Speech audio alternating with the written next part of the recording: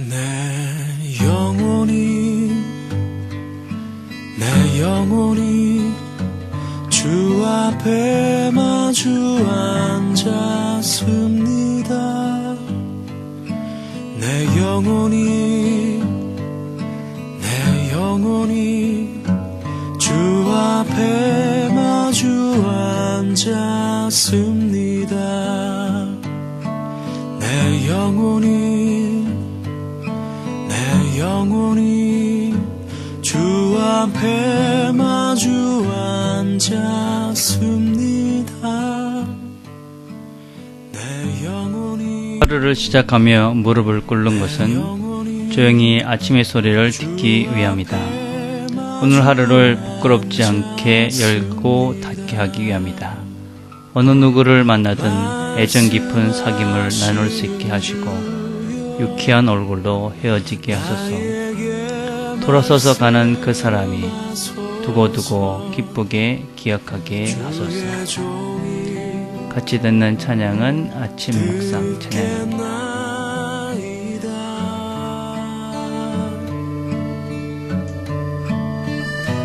지혜와 계시의 정신을 나에게 주소서. 주의 마음 깨달아 알 수 있게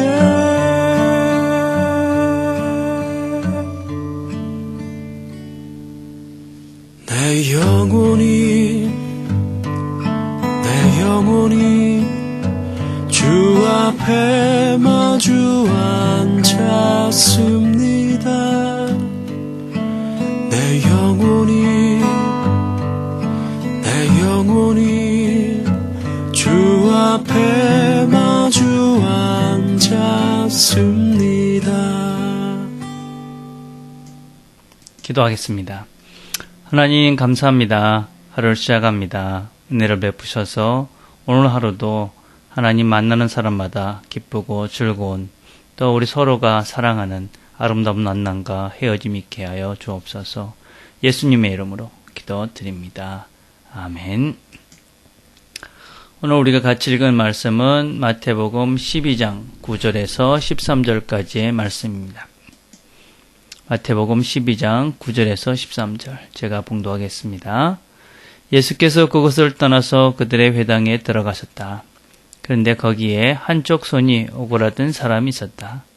사람들은 예수를 고발하려고 안식일에 병을 고쳐주어도 괜찮습니까? 하고 예수께 물었다. 예수께서 그들에게 말씀하셨다.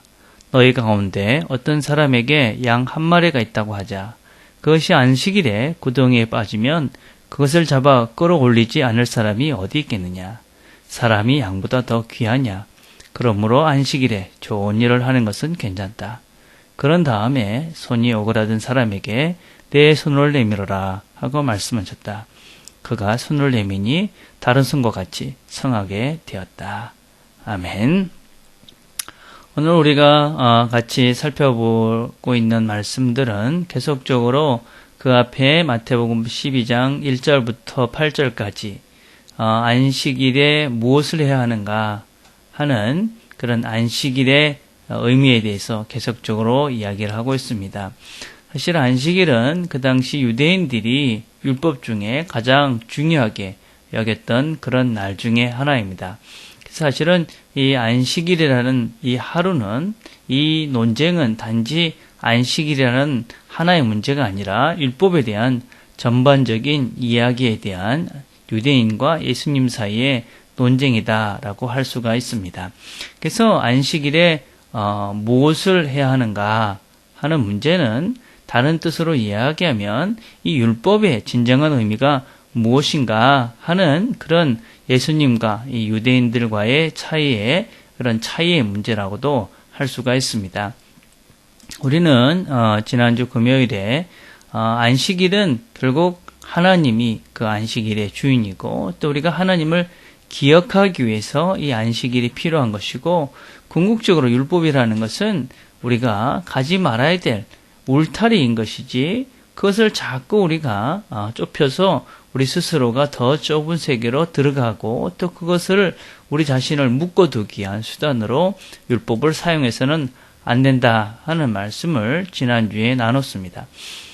예수님께서는 이 율법의 완성, 이것이 무엇이냐 이렇게 유대인들에게 물었을 때 하나님을 사랑하고 이웃을 사랑하는 것입니다 라고 유대인들 스스로가 대답을 할 정도로 이 율법의 기본적인 정신에 대해서는 예수님뿐만 아니라 유대인들도 충분히 인식을 하고 있었습니다. 그러나 유대인들은 어떤 면에서는 이 율법이라는 개념을 자꾸만 무엇을 하지 않는 것으로 이 사랑을 하고 사람들을 적극적으로 이렇게 선을 행하는 그런 날로서 그런 의미로서 율법이 아니라 무엇을 하지 않는 것이 율법을 지키는 것이라는 그런 잘못된 생각을 하고 있었다는 것입니다. 그들이 율법의 완성이 하나님을 사랑하고 이웃을 사랑하는 것임을 그들 자신도 알고 있었음에도 불구하고 그들은 그 무엇을 하지 않는 것으로 사실은 율법을 지키고 있었습니다. 사실은 무엇을 하지 않는 것, 그것이 사실은 더 어떤 면에서 쉬운 것이지요. 이것을 해야 합니까? 안 해야 합니까? 그렇게 물어봤을 때 하지 않으면 됩니다 하는 것은 아주 쉬운 것입니다. 그렇지만 사랑해야 합니다 하는 것은 사실은 참 힘들고 어려운 일이다라고 할 수 있는 것이지요. 오늘 본문을 보면 아픈 사람이 있습니다. 그러면 당연히 고쳐주는 것이 누가 봐도 당연한 것 같은데 이들은 그 문제를 가지고 예수님을 시험하기 위해서 또 올무에 가두기 위해서 그 사람을 데리고 와서 그 사람의 병을 고치나 안 고쳐주나 이렇게 살펴보고 있는 것입니다. 그러니까 사람을 도구로 이용해서 예수님을 더 이렇게 올무에 빠지고 그래서 이렇게 그 웅덩이에 함정에 빠뜨리려 하는 것이 이 유대인들의 생각들이었습니다. 그래서 이들은 그 적극적으로 어떤 면에서는 율법을 지켜가시는, 율법을 이루어가시는 그 예수님을 보고 율법을 지키지 않는다. 다르게 이야기하면 하나님의 말씀을 지키지 않는다. 그렇게 정의를 하고 예수님을 정죄하고 비난했던 것입니다. 우리도 어떤 면에서는 신앙생활을 하면서 오해를 하는 것이 신앙생활이 무엇을 하지 않는 것으로 이해하는 사람들이 종종 있다는 것입니다. 신앙생활이라는 것은 무엇을 하지 않는 것이 아닌 것이지요. 술을 내가 하지 않는다. 담배를 하지 않는다. 내가 이상한 곳에 가지 않는다. 이상한 것을 보지 않는다. 그런 정도가 신앙생활을 하는 것이다. 라고 할 수 없는 것이지요. 무엇을 하는 것이 사실은 진정한 신앙의 길, 하나님을 믿는 그리스도인의 삶이다. 라고 할 수 있습니다. 에베소서 4장 22절에서 24절을 보면 이렇게 말씀하고 있습니다. 여러분은 지난날의 생활 방식에 얽매여서 허망한 욕정을 따라 살다가 썩어 없어질 옛 사람을 벗어버리고 마음의 영을 새롭게 하여 하나님을 따라 참된 의로움과 거룩함으로 지으심을 받은 새 사람을 입으십시오. 그러니까 지난날의 생활 방식, 허망한 욕정, 그런 썩어 없어질 옛 사람은 벗어버리고 새로운 하나님의 참된 의로움, 거룩함, 그런 새로운 사람이 되라. 이렇게 말씀하고 있는 것이지요. 벗어버리는 것이 핵심이 아닌 것이지요. 새 사람이 되는 것이 핵심인 것이지요. 우리가 어떤 면에서는 옛 사람을 벗어버리려고 그 옛 풍속, 옛날의 그런 습관들을 자꾸만 그것만 이렇게 생각하고 있으면 사실은 거기에 더 잡혀서 살 가능성이 참 많이 있습니다. 새로운 삶의 스타일을 살아야 되는 것이지요.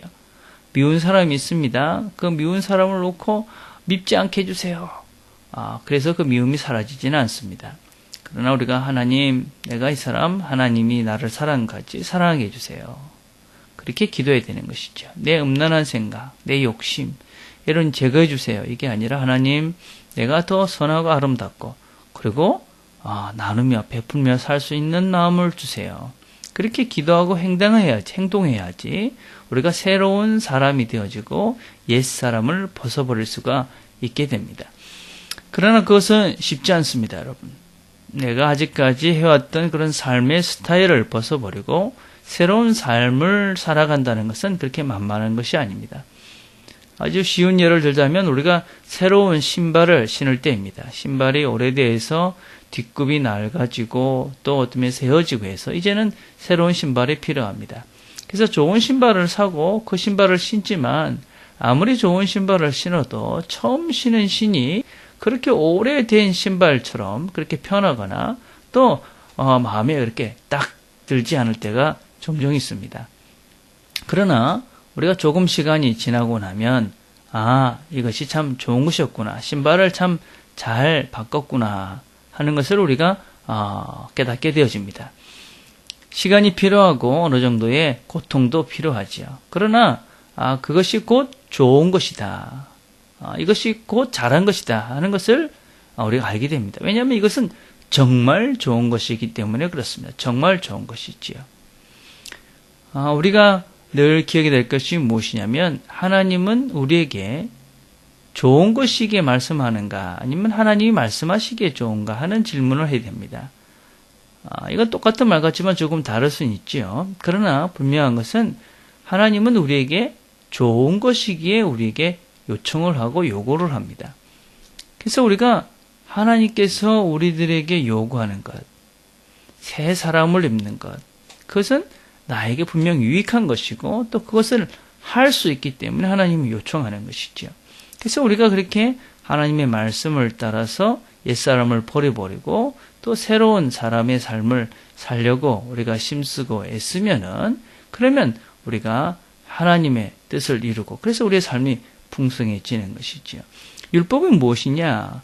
율법은 바로 이렇게 새로운 삶을 우리가 살아감으로 인해서 우리의 삶이 풍성해지고 그래서 우리가 새로운 진리를 알게 되고 그래서 진정 바른 삶, 옳은 삶, 기쁜 삶을 살게 되는 것. 이것이 사실은 율법을 우리에게 주신 궁극적인 목적이다라고 할 수 있을 것입니다. 오늘도 우리가 하루를 살아가게 될 것인데 하나님께서 좋은 것을 주시고 우리에게 말씀해 주십니다. 그분의 음성에 귀를 기울이고 그리고 그분께서 말씀하시는 대로 우리의 마음을 하나님께서 주관하시는 대로 우리가 말하고 행동하고 그렇게 거룩한 자로 새로운 삶을 살기로 결심하고 나아갈 때에 하나님께서 우리를 도우셔서 우리가 거룩한 자로 그래서 새로운 자로 그래서 하나님의 선을 적극적으로 이루며 율법을 완성해가는 자로서 살아갈 수 있게 될 것입니다. 오늘도 하나님이 함께 하심으로 하나님의 우리 가운데 임마누엘로 함께 하심으로 하나님의 은혜를 누려가는 저와 여러분들이 되기를 간절히 바라겠습니다. 기도하겠습니다. 하나님 아버지 참 감사합니다. 오늘도 하루를 시작합니다. 하나님께서 우리 모든 식구들에게 은혜를 베푸셔서 하나님 우리가 하나님 주신 말씀대로 살아갈 때에 하나님 주시는 풍성함들을 경험할 수 있도록 우리가 단지 무엇을 하지 않는 그런 존재가 아니라 하나님께서 우리에게 열어주시는 그 풍성한 삶, 그 삶을 위해서 적극적으로 선을 행하며 살아가는 하나님 율법을 이루어가며 완성하며 살아가는 우리 식구들이 다 될 수 있도록 하나님 축복해 주시옵소서. 하나님 아버지 하나님께서 우리에게 주신 지체들 우리가 어디든지 함께하며 늘 기도하며 우리가 하나인 것들을 늘 확인해가는 서로 기도하는 영적인 공동체가 우리 트리니티 교회가 될 수 있도록 아버지 축복해 주시옵소서. 예수님의 이름으로 기도드립니다. 아멘. 오늘 우리가 같이 기도할 것은 우리 식구들 생각하며 기도합시다. 여러분들이 어저께 보이지 않았던 지체들 있지 않습니까? 그런 사람들 생각하시며 기도하시고 또 어제 같이 하면서 이 사람 기도가 필요해서 그런 사람들 우리가 생각하면서 우리가 그분들을 생각하면서 하나님 오늘도 이 사람들도 율법을 이뤄가며 완성해가며 살아가도록 도와주십시오. 그렇게 기도했으면 좋겠습니다. 개인적으로 기도하는 시간들을 우리가 같이 가집시다. 나에게 주소서 주의 마음 깨달아